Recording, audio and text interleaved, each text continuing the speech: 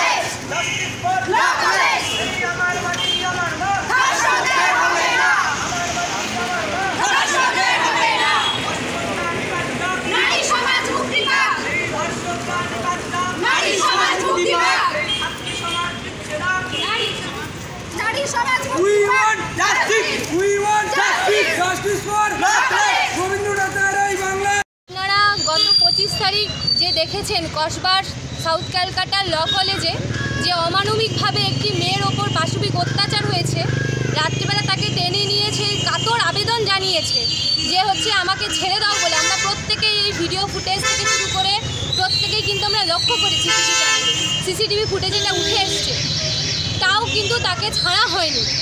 আবার এর গত এক দেড় বছর আগেও আমরা আরেকটি ঘটনা আর্জি করে সেমভাবে প্রত্যক্ষ করেছি।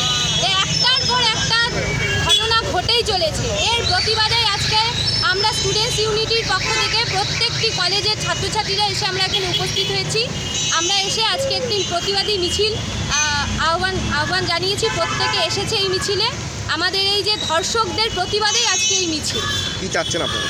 আমরা চাই দ্রুত এর বিচার চাই, না হলে আমরা ছাত্র সমাজ এই আন্দোলন থেকে হাঁটবো না। আপনার নাম কি? আমার নাম চন্দনা ভুইমালি। আমি এই স্টুডেন্টস ইউনিটি যে আমি দেখেছি আর কি।